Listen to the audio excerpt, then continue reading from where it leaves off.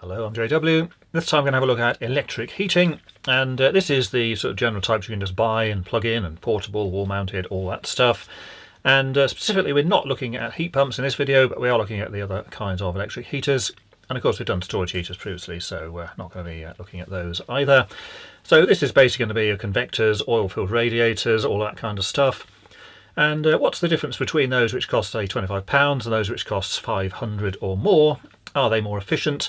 Is there some magic formula you can put inside to make them cheaper to run? And what about those little cheap things you can buy which claim to just plug in the socket and magically heat your whole room for a quarter of the price of anything else?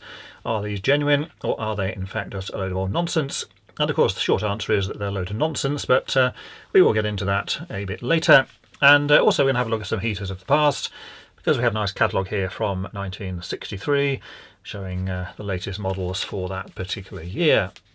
Now, electric heating in general is pretty straightforward stuff, and the most basic form of electric heating is essentially you've got a power supply, let's call it line, and a neutral coming in, and then inside the heater you've got a large length of resistance wire, and you just connect that straight to the incoming supply, and then you can stuff some sort of voltage there, 230 volts for example, and depending on the resistance of this wire, of course, you're going to get a current flowing in the wire, and because of that it's going to heat up, and of course heat will be given off, and that's pretty much it. And there's nothing else to say really about electric heating in terms of how it operates, because that is basically how all electric heaters operate. The only difference is that the packaging can be somewhat different, and you don't normally just have an element hanging out in free space. Of course there's going to be some kind of cabinet or whatever else around it, but that is basically it. It's just a length of wire, generally coiled up so you can get it in a smaller space, and it heats up when you shove electricity through it. And generally these are of course chosen so that for whatever voltage it's rated for, the wire is designed so it gets hot, but obviously not so hot that it melts, and of course it gets hot enough so it actually does a meaningful amount of heating.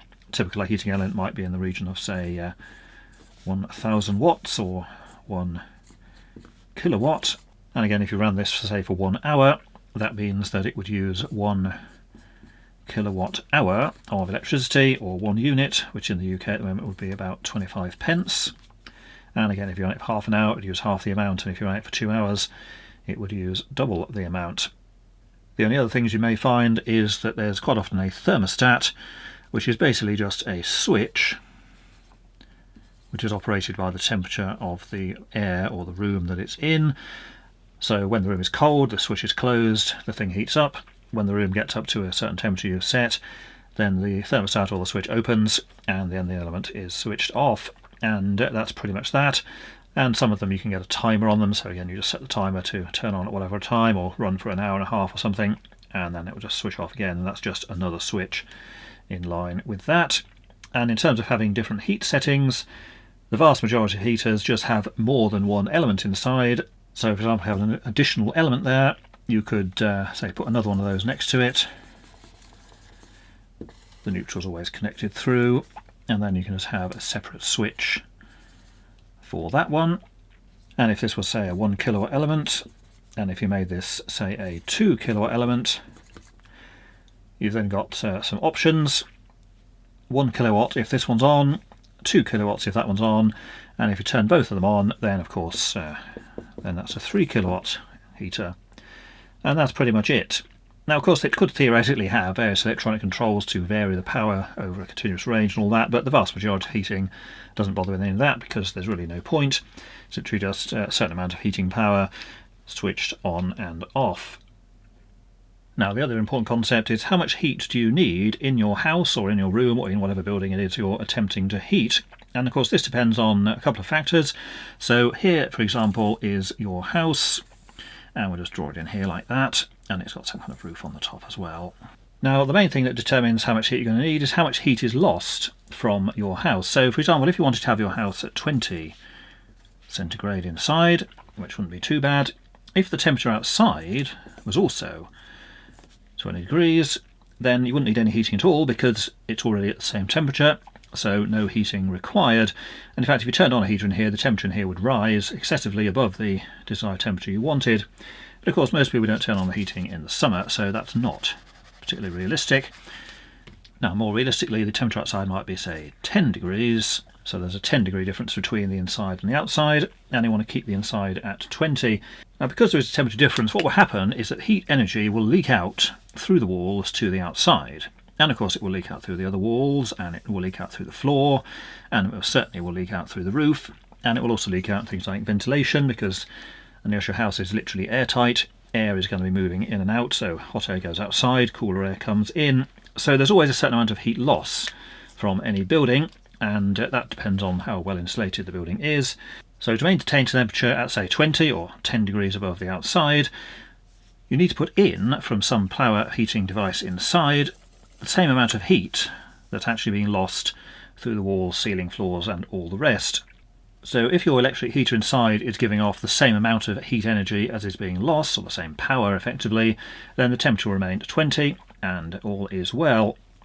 If it wasn't powerful enough, then the temperature here will fall, because of course more heat's going out than coming in, and if the heater was super powerful and it has like 6 of them turned on at once, then that's going to be a lot more than what's going out, and the temperature will rise. And it doesn't matter where the heat comes from, whether it's an electric heater, or it's a storage radiator, or it's a gas heater, or it's an open coal fire, or even it's just some upended oil barrel burning a load of junk inside. As long as heat is going in, then that's all you need, and it matches what's coming out, it'll stay at the same temperature. Now the other important thing is that if the temperature outside is colder, so if it was say suddenly 0 outside, then you're going to need to put in more heat, because if the temperature difference between inside and outside is greater, then the heat loss from your building will also be quite a bit greater. In this case it would actually be around double. So in that case you would need to have more heat power going in, so you might need to have 2 electric heaters going at the same time just to maintain the temperature. And of course this is going to cost more because you're putting more energy in, and more energy of course is leaking out. But as long as what's going in matches what's coming out, again it will maintain the temperature at 20 or whatever you've decided. And the other important thing here is that if you turned off the heating, basically just got rid of it, then it's going to stay at 20 for a while, but eventually the temperature will fall as the heat's still going out, which you can't obviously prevent all of it leaving.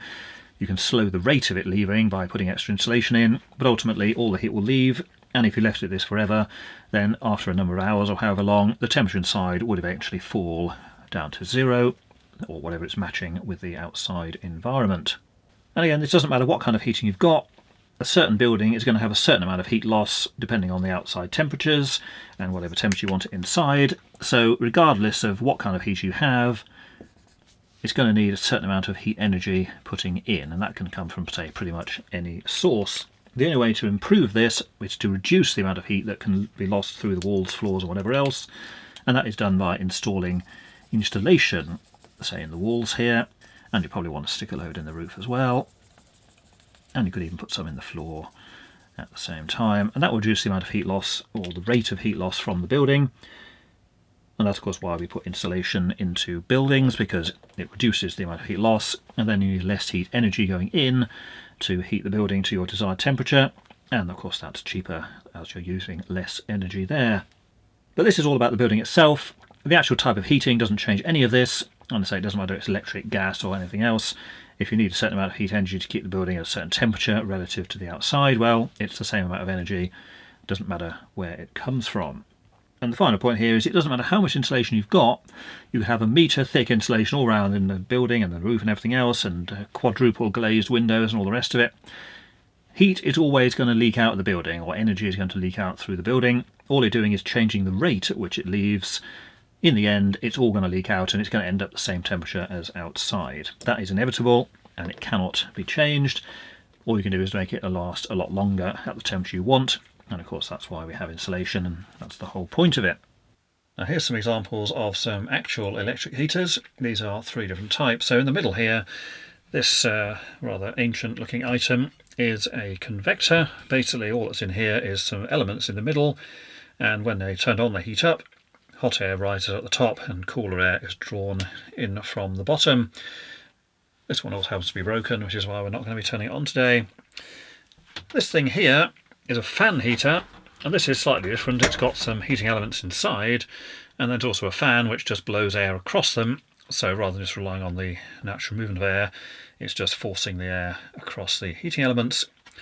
And then this thing here, which is a bit more recent, is an oil-filled radiator or heating thing.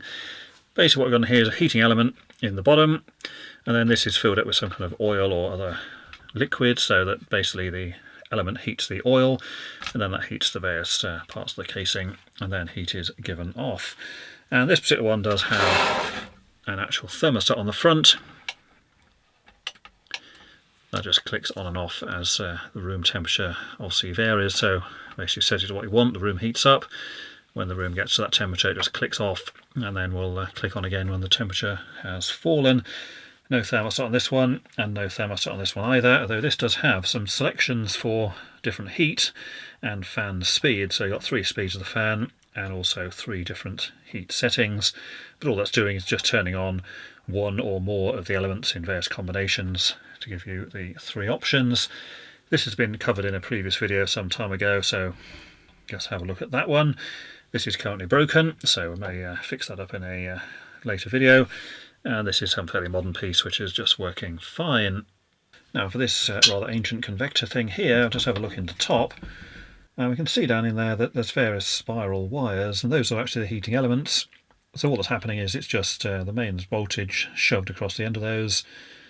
Electricity passes through, and of course then they heat up, and air being lighter when it's warmed will just rise out of the top, drawing air in from the bottom.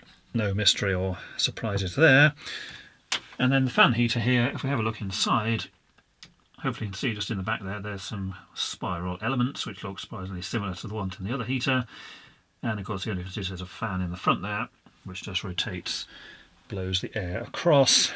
And then this thing, which we can't really open without spilling the oil, is just going to have an element in the bottom similar to what we saw in those storage heaters a while ago.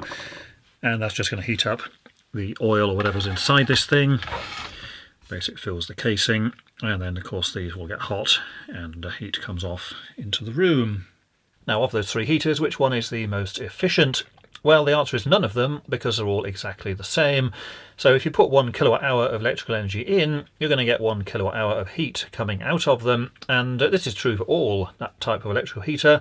It doesn't matter whether it's got individual elements, or it's got a fan, or it's filled with oil, or it's got ceramic plates, or it's got some kind of magic gel inside, or whatever else. It's all exactly the same. The only real difference is that the oil-filled radiator, when you turn that one on, it's not going to give out heat straight away. It's going to take a while for the oil to heat up and then heat to come out. And when you switch it off, the heat is going to remain around for a while because, of course, the oil is hot. Compared to the other two, where if you turn those off, the heat pretty much goes away instantly. But ultimately, the heat energy that comes out is exactly the same. It's just that the oil one is delaying it a bit. You can call that thermal inertia. And that's the same if you had some sort of ceramic plates inside, which could heat up, or even the storage heaters, which we looked at in a previous video. It takes a while to heat up, and then the heat remains for a certain amount of time afterwards. Now let's have a quick look at some of these 1960s heaters for the various different types. What we've got in here has got the typical radiant elements there, so it's just a large cylindrical item. It's going to be glass with a heating element inside, glows bright red, polished reflector behind, and that's going to give up mostly in the infrared range, so it's just basically blasting heat forwards. And this is probably just a decorative thing with a red lamp underneath, some kind of plastic or fiberglass business. Benefits of those is you turn them on, the heat's there instantly, but of course when you turn them off the heat's gone away instantly as well, and unless you're standing in front of it you're not going to get much in the way of heat from it because it's all just powering out from the front. And there's another one of a similar form. This part bottom say purely for decorative purposes only. These monstrosities are variation on a theme. Basically it's a clay backing and you've got the elements wires just sitting in there, and again the whole thing heats up including the ceramic elementy parts, and again it's just mainly in the infrared. It's going to be projecting the heat forwards. We'll get a bit of convection on that as the air passes, but mainly standing in front of it you're going to be singed, and step to the side and you're not going to be getting much else.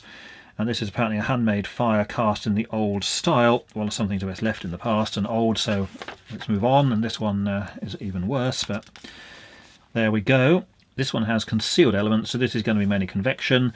Heating elements in the back, air's drawn in underneath, hot air comes out the front, and basically it's just going to continue flowing around there due to the fact that warm air will rise as it's less dense than cool air. And this is one of the cheaper models. This is just basically the wire elements and the clay or ceramic backing, so very similar to what we saw previously. These things, which were made by various manufacturers including Prilect at a later date, bar heater in the middle, reflective piece at the back, And again, these are ideal for placing in a room and draping curtains over the front to set on fire and then burn down the house. And this is apparently a modern fire, but of course these days couldn't be anything further from the truth. Now this doesn't actually say it's oil filled, but it almost certainly will be. Pressed steel panel, heating elements in the bottom, filled up with some kind of oil.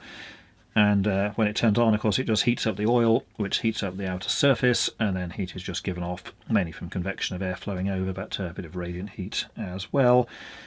This has a thermostat on it, as you can see the little knob there, and it's described in the description. All that's going to do is when the air in the room reaches the temperature you've set, it just turns the element off, and then as the air cools and goes down below the setting, then it will just turn the element on again. The only difference with these is that because you're heating a large mass of oil, when you turn it on initially, it's going to take a while for the heat to come through because it's got to heat up that oil inside first.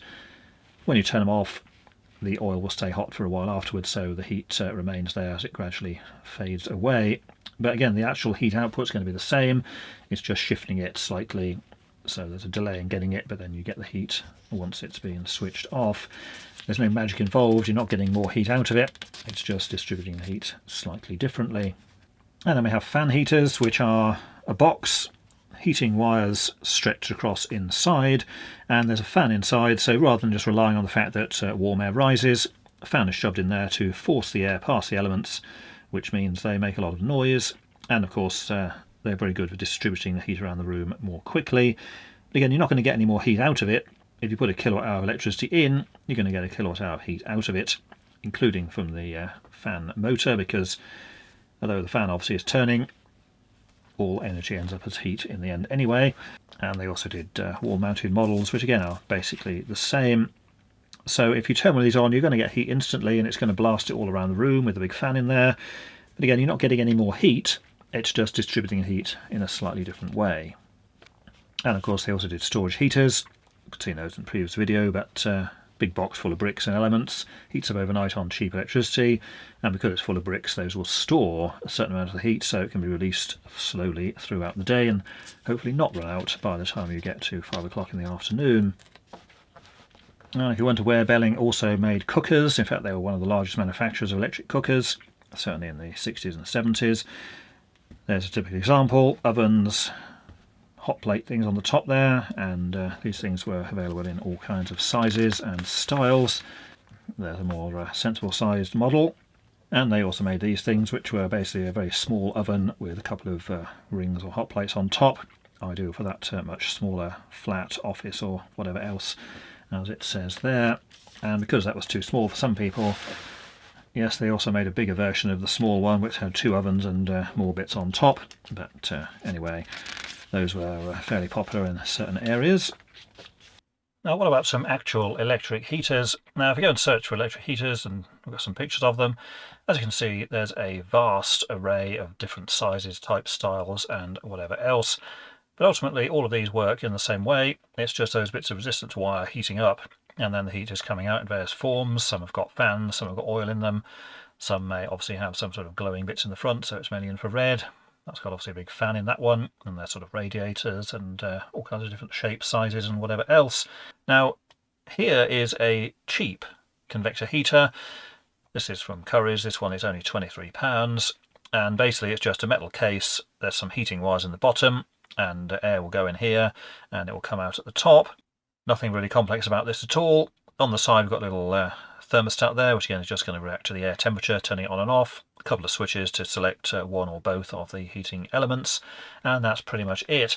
And so this is a 2000 watt heater, or 2 kilowatts, so it's down at the bottom there. So that's going to put out 2 kilowatts of heat, and if you ran it for 1 hour, it would use 2 kilowatt hours of electricity, and at about 25 pence in the UK at the moment, that would cost you around 50 pence to run for an hour, assuming of course it was turned on for the whole time. So what makes the difference between this 2 kilowatt heater for £23 and then this 2 kilowatt radiator, which is £579?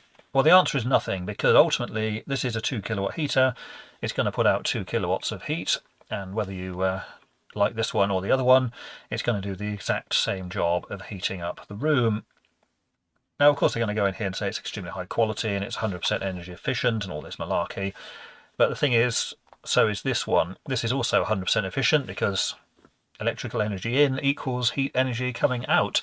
So if you want to pay nearly £600 for this fancy radiator, well, go ahead, but don't be fooled into thinking you're getting something that's somehow cheaper, more efficient or whatever else, because it's not.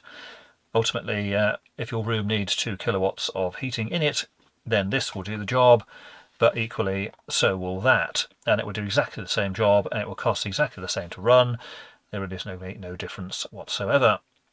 Now the only minor difference is this thing has a digital thermostat in the end, which is probably going to be a bit quicker to react to the air temperature compared to the probably mechanical thermostat in this one, but we're talking a tiny difference. The only difference here, this might be able to maintain the room temperature a bit more closely, whereas the mechanical might sort of overshoot by a degree or two and not actually keep it quite as close, but it's pretty much irrelevant.